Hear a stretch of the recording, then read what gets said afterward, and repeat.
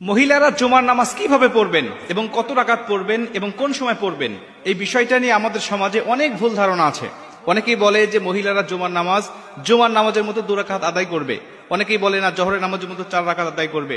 আবার কেউ কেউ বলেন যে মহিলারা জুমার নামাজ পড়বে, কিন্তু জুমার নামাজ যখন মসজিদে হবে এই মসজিদের নামাজ শেষ না হওয়া পর্যন্ত তারা বাড়িতে নামাজ পড়তে পারবে না। মুসল্লিরা যখন নামাজ শেষ করে বাসায় আসবে তখন মহিলারা বাসায় নামাজ আদায় করবে। আবার অনেকেই বলে না, মসজিদে নামাজ শুরু হওয়ার আগে বাসাতেই মহিলারা আগে নামাজ পড়ে নিতে হবে। এই বিভিন্ন ভুল ধারণা আমাদের সমাজে প্রচলিত আছে এখনো গ্রামগঞ্জের মধ্যে। আমি এই বিষয়টা হাদিস থেকে আপনাদের ক্লিয়ার করতে চাই।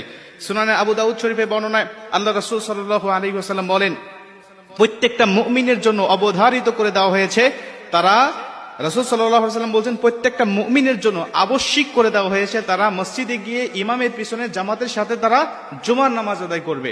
কেবলমাত্র শুধুমাত্র 4 প্রকার ব্যক্তি ছাড়া, এই 4 প্রকার ব্যক্তির উপরে আবশ্যক নয়, তারা বাড়িতে নামাজ আদায় করতে পারবে।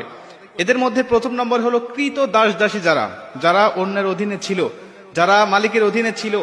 অনেক মালিক ছিলেন, অনেক মুনিব ছিলেন যারা বিধর্মী। কৃত দাস দাসীদেরকে ছুটি দিত না নামাজ পড়ার জন্য, ধর্ম পালনের জন্য। আল্লাহ পাক তাদের উপরে আবশ্যক করেন নেই, তারা বাসায় নামাজ আদায় করলে হয়ে যাবে। 2 নম্বর হলো যারা নারী, এদেরকে বাসায় নামাজ পড়ার জন্য আল্লাহ রাসূল সাল্লাল্লাহু আলাইহি ওয়াসাল্লাম জুমার নামাজ পড়ার জন্য বলেছেন। 3 নম্বরে আল্লাহ রাসূল সাল্লাল্লাহু আলাইহি ওয়াসাল্লাম বলেন, যারা শিশু, ছোট্ট বাচ্চা, যাদের উপরে শরীয়তের হুকুম এখনো কায়েম হয়নি, তারাও বাড়িতে নামাজ আদায় করবে। 4 নম্বরে আল্লাহ রাসূল সাল্লাল্লাহু আলাইহি ওয়াসাল্লাম বলেন, যারা অসুস্থ ব্যক্তি এরাও মসজিদে যাবে না, তারা ইচ্ছা করলে বাড়িতে নামাজ আদায় করতে পারবে। বাড়িতে জুমার নামাজ আদায় করলে নামাজ হয়ে যাবে।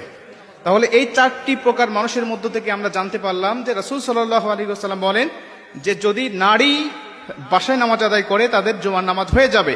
তবে এই বাসায় তারা নামাজটা কিভাবে আদায় করবে? যেহেতু একাকী নামাজ আদায় করতে হবে, অবশ্যই একাকী নামাজ যখন পড়বে সে জুমার নামাজ আদায় করবে না। সে 2 রাকাত নামাজ পড়লে নামাজ হবে না, তাকে 4 রাকাত জোহরের মতো করেই নামাজটা আদায় করতে হবে। আমাদের সমাজে হাজারো মহিলারা আজও এই ভুলটা করে যাচ্ছে, তারা শুধুমাত্র 2 রাকাত নামাজ আদায় করছে। আর এটা সজ্ঞানের শেষ ছায় যদি তারা এইভাবে করে আসে, অতীতে অনেকবার করেছে, এজন্য আল্লাহ পাকের কাছে ক্ষমা চাইতে হবে এবং এই নামাজগুলোকে কাজা আদায় করে দিতে হবে। কেন? সে একাধিক সপ্তাহে সে জুমার নামাজ বা জোহরের নামাজটাকে সে ত্যাগ করেছে, সে 4 রাকাতের জায়গায় 2 রাকাত পড়েছে। এর জন্য অবশ্যই তাকে গুনাহগার হতে হবে যতক্ষণ না পর্যন্ত সে তওবা করে।